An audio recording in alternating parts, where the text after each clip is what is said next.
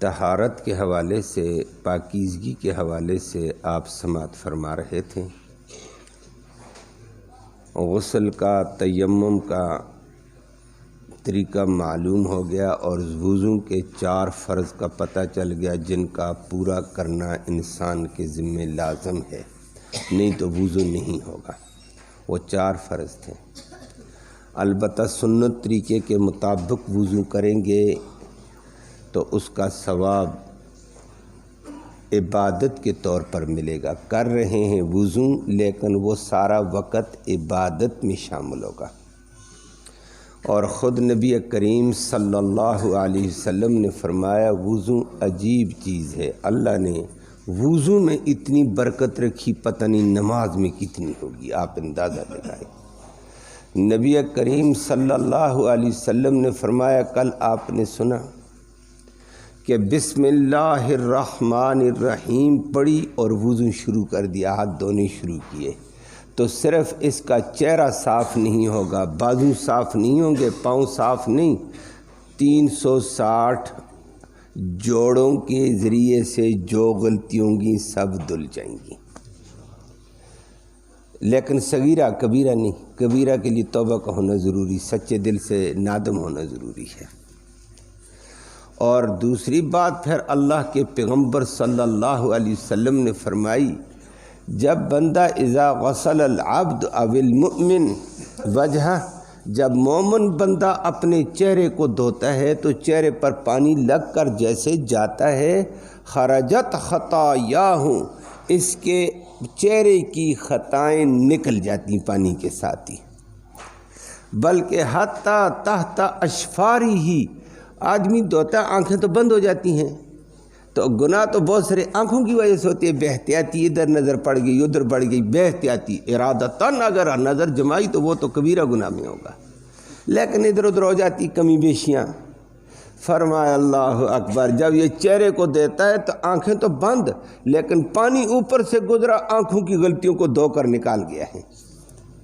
اللہ نے کتنی بڑی خیر رکھی ہے، خرجت الخطایا تحت اشفار، پلکوں کے نیچے سے بھی گناہ دھل جاتے ہیں۔ اور فرما دیا ہے اسی ترتیب سے اللہ کے پیغمبر نے فرمایا، جب بندہ بازو دھوتا ہے تو بازو کے ذریعے سے وہ خطائیں نکل جاتی ہیں، خرجت الخطائی، وہ غلطیاں اس کی ساتھ نکل جاتی ہیں جو اس کے ہاتھوں کی وجہ سے ہوئی ہوں، کوئی اذیت ہو گئی، کوئی تکلیف دہ ہو گئی، کوئی جو بھی ہو گیا۔ اور فرمایا جب پاؤں دھوتا تو پاؤں کی غلطیاں دھل جاتی ہیں، حتیٰ کہ اس کے ناخنوں کے نیچے سے بھی، تحت اظفاری ہی فرمایا، ناخنوں کے نیچے سے بھی خطائیں نکل جاتی ہیں۔ پانی تو وضو کہ پانی کا کتنا اثر ہے، اللہ کے سچے نبی نے فرمایا۔ لیکن آپ سوچیں اللہ کریم کتنا ہے، وضو کو 4 چیزیں فرض قرار دیں اور ان کے پانی لگنے سے گناہ معاف ہوتے ہیں۔ چہرے دھونے سے چہرے والے گناہ جڑ گئے، ہاتھ دھونے سے ہاتھ والے گناہ جڑ گئے، پاؤں دھونے سے پاؤں والے گناہ جڑ گئے، اور یہ 4 چیزیں فرض تھیں۔ اور لیکن گناہوں کا مرکز اور محور دماغ ہے، سر ہے،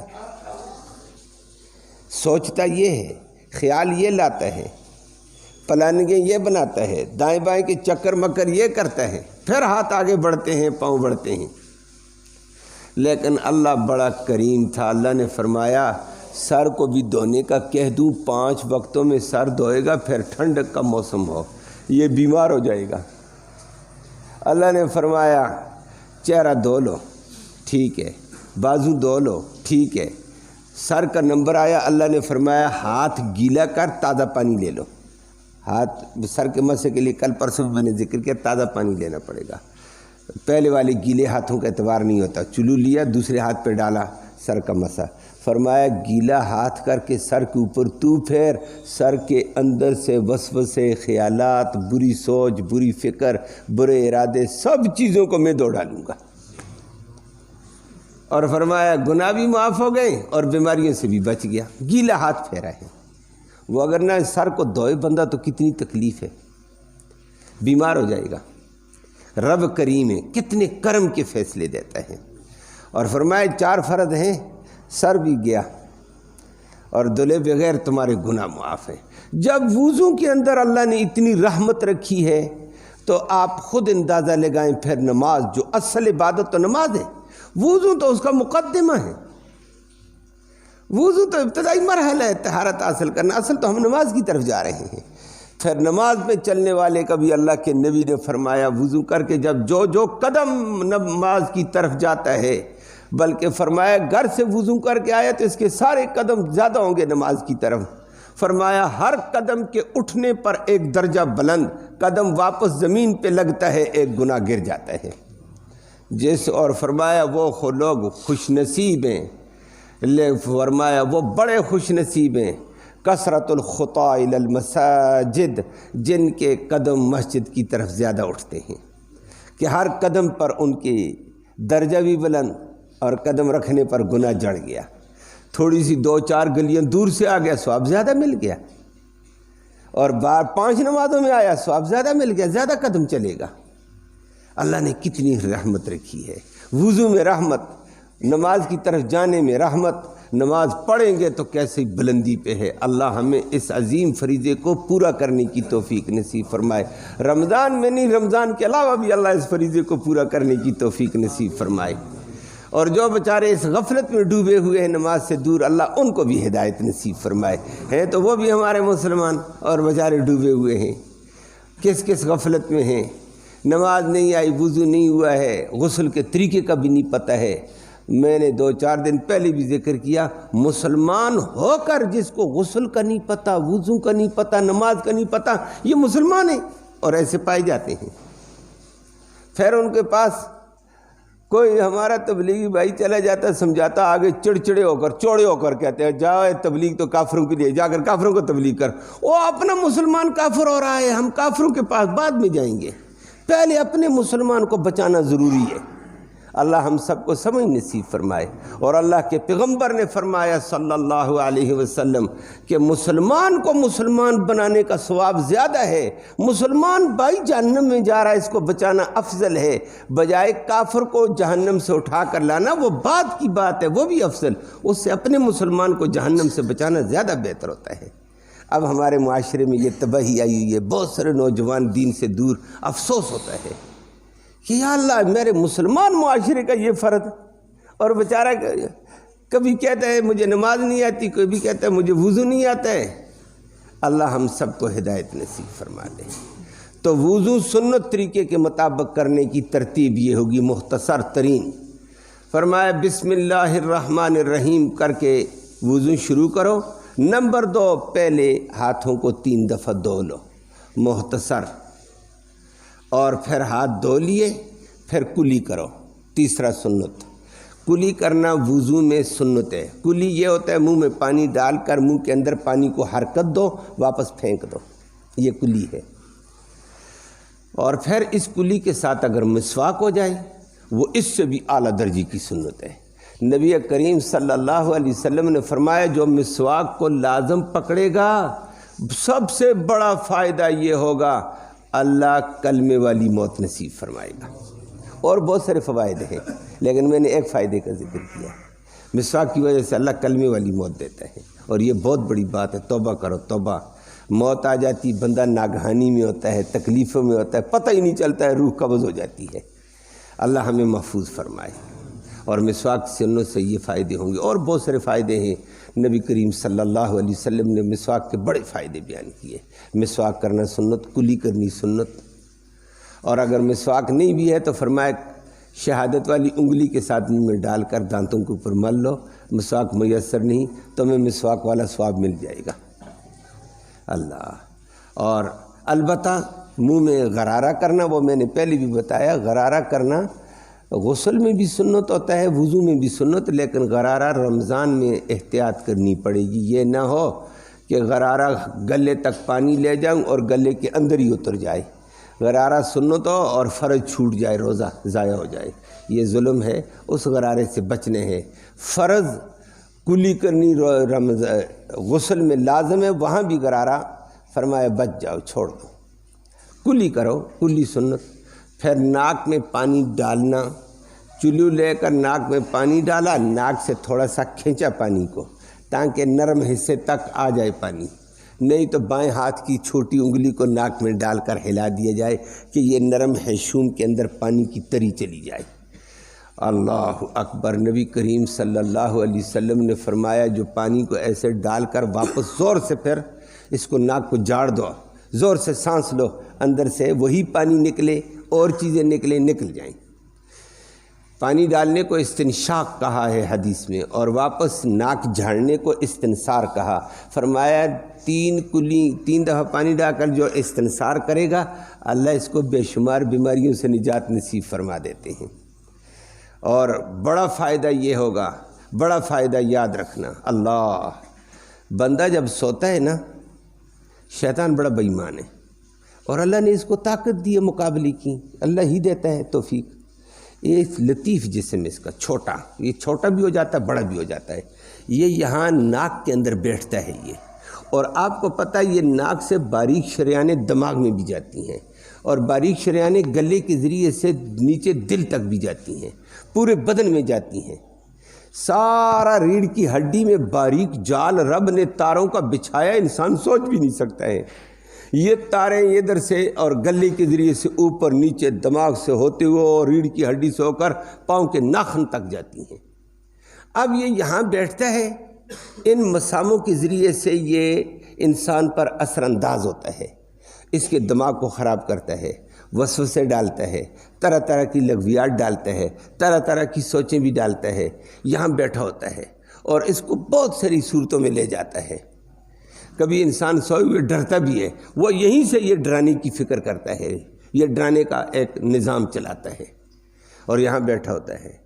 اور جب بندہ نماز کے لیے اٹھ جائے، وضو کرے نا، نبی نے فرمایا استنثار کرو، استنثار کرنے کے ساتھ یہ شیطان کی نوست یہاں سے جاری تھی ساری جڑ جائے گی، ساری چلی جائے گی، اور بندہ نشاط میں ہو جائے گا، چستی میں ہو جائے گا، نوست سے نکل گیا ہے۔ اور اگر نہیں کرے گا یہ نشاط، اٹھ کر وضو نہیں کرے گا، شیطان اس وقت یہاں بیٹھا ہوا کنٹرول سنبھالتا ہے، ریموٹ کنٹرول اس کا ناک میں ہوتا ہے۔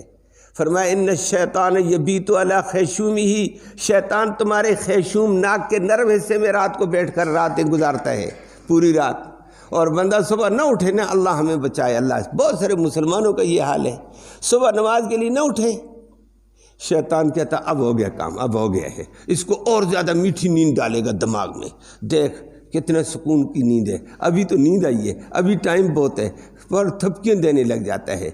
جب نماز کا وقت چلا گیا، سورج طلوع ہو گیا، نماز ضائع ہوئی ہے، وہ اس کے ناک میں پیشاب کر کے چلا جاتا ہے، اور اگر بندہ دائیں کروٹ میں ہوتا ہے کان میں پیشاب کر کے چلا جاتا ہے۔ نبی نے فرمایا یہ بندہ جب اٹھے گا بعد میں سست کمزور، دماغ بند، دل اکتایا ہوا، اور پھر یہ اٹھے گا تو جائے گا میرا دل نہیں لگتا کام کاج پہ، میرا دماغ بند ہے، میرا جسم جکڑا ہوا ہے، پتہ نہیں کس نے جکڑ دیا، اچھا جی فلاں پیر صاحب کے پاس جا، فلاں صاحب تعویذ کرتے ہیں زبردست قسم کا، وہ بھی گیا، اس نے کہا اچھا ایک شیطان سے نکلا دوسری شیطان کے آگے پھنس گیا، وہ کہتا ہے بالکل کام ہو گیا ہے، تیرے اوپر تو بہت بڑا جادو ہے، تجھے جکڑا ہوا ہے، تجھے تو بند کیا ہوا ہے، وہ اس شیطان سے بھی بڑا شیطان ہے۔ میری بات سمجھ آئی ہے؟ اللہ ہمیں ہدایت دے، سیدھے دین کی طرف آؤ، خدا کا بندہ دین کی بات کرو۔ جھگڑا کس نے؟ وہ پھر کہتا ہاں کس نے کیا جادو، میرا دماغ بند کاروبار کو دل ہی نہیں کرتا، فلاں نہیں کرتا ہے۔ یہ حدیثوں میں موجود بات کرتا ہوں، اپنی بات نہیں کر رہا ہوں، یاد رکھنا، سچے نبی کی سچی بات عرض کر رہا ہوں۔ تو وہ کیا کرتا ہے پیر، وہ کہتا ہاں کسی نے بڑا جادو کیا، اچھا جی کس نے کیا، پتہ چل گیا، جی پتہ چل گیا ہے، وہ یہ اور زیادہ خوش ہو جاتا ہے، کہتا ہے کس نے کیا، کہتا ہے کیا تو تیرے خاندان سے، اور زیادہ خوش ہو جاتا ہے، واہ پیر کامل صاحب صحیح بول رہے ہیں۔ پھر کہتا ہے خاندان سے، کہتا ہے نام نہیں بتاؤں گا، لڑائی ہو جائے گی، اشارہ دے دوں، پیسے لگیں گے، ٹھیک ہے جی پیسے جتنے چاہیے اشارہ دے دو، اشارے میں وہ ایسی مارے گا نا الو بنانے کے لیے، یہ تمہارے خاندان کی ہے عورت، ہے ایسے رنگ والی، ہے ایسے قد والی، ایسا بتائے گا ایسی سے گوری عورت ہے، چھوٹے قد والی ہے، وہ تو پھر سوچے گا چھوٹے قد والی گوری کون ہے، وہ کبھی کہے گا یہ تو میری چاچی ہے، یہ میری بھابھی ہے، یہ میری فلاں ہے، خاندان میں تو کوئی تو ہوگی گوری اور چھوٹے قد والی، یہ فٹ مارا ہے، یہ لڑائی گھر میں چلا دی ہے جال بائی۔ اب یہ بعد میں اللہ معاف فرمائے ہمارے ساتھ پیش آتا رہتا ہے، ہمیں آ کر کہتے ہیں استاد جی آپ کچھ کریں، یہ میری فلاں چاچی ظالم کنجر فلاں نے میرے اوپر یہ کر، میں تجھے کس نے بہت بڑے پیر نے بتایا ہے، اس نے صاف صاف بتایا ہے، سابرہ حساب کر کے پھر ہمارے پاس کس لیے آتے، اسی کو کہو کچھ کرنا، خدا کا بندہ پھر ادھر آ جاتا ہے۔ یہ شیطان بھی بڑا حربیز تھا، لیکن اس نے بھی بڑی تباہی میں چاہیے، بندے کا ایمان بھی خراب کر دیا اور بندے کے پیسے بھی بٹور لیے، ڈاکو ہے یا نہیں ہے۔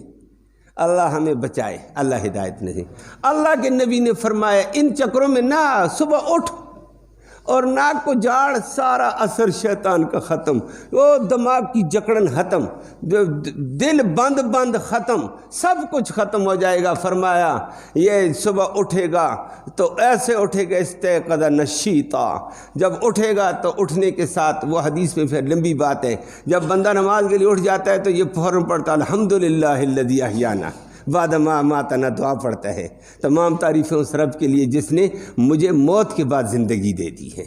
اور ایک شیطان وہ گرہ بھی لگا لیتا ہے، بند کر دیتا ہے، یہ حدیث یہ بات صحیح ہے، وہ کہتا ہے میں جکڑن میں ہوں، ہوتا ہے جکڑن میں، شیطان جکڑ کر گرہ ایک لگاتا ہے، تو جب یہ ذکر کرتا ہے گرہ کھل جاتی ہے، جب یہ وضو کرتا ہے دوسری گرہ کھل جاتی، نماز پڑھی تیسری گرہ کھلی، بات صاف، جا نہ دماغ بند ہے، نہ جکڑا ہوا، نہ کچھ ہے۔ اب اس کام کو ہم کرتے نہیں ہیں اور پیسے دے کر تویزوں سے کام حل کرواتے ہو، خدا کے بندو ان سے کام حل کہاں ہوتے ہیں، جو اللہ کے نبی نے بتایا اس میں آؤ۔ اللہ ہم سب کو عمل کی توفیق نصیب فرمائے۔ فرمایا یہ ناک کو جھاڑو، اس کے اندر شیطانی اثر ختم ہو جاتا ہے، جکڑن ختم ہو جائے گی، کتنا بڑا فائدہ ہوگا۔ اس کے بعد فرما دیا سنت پورا 3 دفعہ چہرے پر 1 دفعہ پانی ڈال کر مرو، تاکہ پیشانی سے لے کر ٹھوڑی کے نیچے کان کی لو سے دوسرے کان کی لو تک سارا حصہ پانی پہنچ جائے۔ 1 دفعہ پانی ڈالنا چہرے پورے حصے پر فرض ہے، 2 دفعہ کرنا سنت، 3 دفعہ کرنا اس سے بہتر سنت ہے، لیکن شریعت نے کیسا امر رکھا، 1 دفعہ ہی پانی پورا ڈال کر گیلا کر دیا نا، فرض پورا ہو گیا۔ اب پانی کم ہے، بہت ساری مسجدوں میں کم ہے، لوگ پریشان ہیں، گھروں میں پانی کم ہے۔ اب ایک آدمی کہ میں سنت پورا کرتا ہوں، 1 دفعہ پانی ڈالا، دوسری دفعہ، تیسرا، پیچھے دوسرے بیچارے کھڑے، پانی ختم ہو گیا جی۔ اور خدا کا بندہ دوسروں کا حق نہ مارو، ایک فرض پورا کرو، 1 دفعہ پانی ڈال دو، لحاظ رکھو دوسروں کا۔ اور پھر پانی کو ضائع کرنا بھی بڑا گناہ ہے، اس طریقے کے ساتھ استعمال کرنا ہوتا ہے۔ اتنا پانی بعض دفعہ ساتھی زور سے ایسے چلو بھرا، ٹوٹی ادھر سے کھلی، وہ الگ ضائع ہو رہی ہے، آواز آ رہی ہے، نمازی بھی پریشان ہوتے ہیں، کیا آوازیں آ رہی ہیں، ادھر سے زور سے مارتا، چہرے پر لگا، دائیں بائیں نمازی بیٹھے ہوئے بیچارے تنگ ہوتے ہیں۔ یہ دوسروں کی اذیت کا ذریعہ ہے۔ آرام سے اپنے چہرے پر ٹال، دوسرے لوگوں کے اوپر پانی نہ پھینکو، خدا کا بندہ، مختصر سا پانی ڈالو، ہلکا سا، اور چہرے تک محدود رہے، وہ بھی آرام سے ڈالنا، وہ حدیث میں موجود ہے، زور سے نہ ڈالو، دوسروں پر چھینٹیں لگتی ہیں، دوسروں کو تکلیف ہوتی ہے، گن محسوس ہوتی ہے۔ اور 3 دفعہ سنت ہے، 1 دفعہ فرض ہو جائے گا، وہ اللہ کے نبی نے بتا دیا۔ پھر فرما دیا دائیں ہاتھ کو 3 دفعہ کوہنی سمیت، بائیں ہاتھ کو کوہنی سمیت دھو لیا، اور اس کے بعد سر کا مسح، 1/4 سر کا مسح 1 ہاتھ سے کر، 2 ہاتھوں سے کر، یہ فرض ہے۔ پورے سر کا سنت طریقے سے مسح نبی نے فرمایا، چلو لے کر پانی ڈالا، وہ حدیث میں نبی نے خود کہا، فرمایا یہاں پیشانی پہ ہاتھ رکھے، نبی لے گئے، ثم اقبل بیدیہما، ہاتھوں کو لے گئے الی کفا، گدی تک، گدی سے پھر ان 2 انگلیوں کو ایسے پھیر کر آگے لے آئے، پورے سر کا احاطہ، فرمایا تاکہ سر کے اندر سے تمام قسم کی خطائیں نکل جائیں۔ یہ سنت طریقہ، وگرنہ جلدی میں ایسی کسی نے کر دیا، فرض پورا ہو گیا ہے۔ اور پورے سر کا مسح کرنا سنت ہوگا۔ اس کے بعد کانوں کا مسح ہے، الاذنان من الراس، اور وہ نبی کریم صلی اللہ علیہ وسلم نے کانوں کے صلاحوں کے ایک موڑ ہے، فرمایا اس موڑ میں اپنی انگلی کو گھماتے گھماتے گھماتے سوراخ میں لے آؤ، نیچے سے انگوٹھے کو اوپر پھیر دو، فرمایا اس کان کا مسح ہو گیا ہے۔ اس کے لیے الگ پانی لینے کی ضرورت نہیں ہے، الاذنان من الراس فرمایا نبی کریم صلی اللہ علیہ وسلم نے۔ اور اس کے یہ سنت طریقہ ہے۔ اور اس کے بعد گردن کا مسح بہقی کی روایت میں ہے، لیکن بعض دفعہ لوگوں کو دیکھا اس میں غلو کرتے ہوئے پانی لیا، پھر وہ گدی سے شروع کرتے ہیں، پھر گردن کے نیچے، یہ بدعت میں شامل ہے۔ نبی کریم صلی اللہ علیہ وسلم نے فرمایا ہاتھ پہ بائیں طرف سے گیلے ہیں ایسے مار دو بس کافی ہے، اور نبی ہوا تو کوئی حرج نہیں ہوگا، یہ مستحب ہے، تاکید نہیں فرمائی نبی کریم صلی اللہ علیہ وسلم نے۔ اس کے بعد پاؤں دھونے، دایاں پاؤں، اور دائیں پاؤں کی انگلیوں کا بھی حلالہ، ہاتھوں کی انگلیوں کا بھی حلالہ سنت ہے۔ انگلیوں کے درمیان میں چھوٹی انگلی کو پھیر لیا جائے تاکہ انگلیوں کے درمیان میں کوئی جگہ خشک نہ رہ جائے، اور وہ دایاں پاؤں دھو گے چھوٹی انگلی سے حلالہ چھوٹی انگلی کے ساتھ انگلیوں کے درمیان میں انگلی ڈالتے چلے جائیں گے، پھر بائیں پاؤں کو 3 دفعہ دھو لو، وضو ہو گیا مکمل وضو کر کے جب آخر میں اٹھیں گے، وہ حدیث میں نبی نے فرمایا گناہ جڑ گئے ہیں، اب اپنی ایمان کی تازگی کر اور پڑھ اللہم اجعلنی من التوابین واجعلنی من المتطہرین، یا اللہ میں نے ظاہری اعضاء کو صاف کیا ہے، تو میرے باطن کو بھی صاف کر دے، تو مجھے میرے باطن کو بھی پاک کرنے والے، توبہ کرنے والوں میں مجھے شامل فرما۔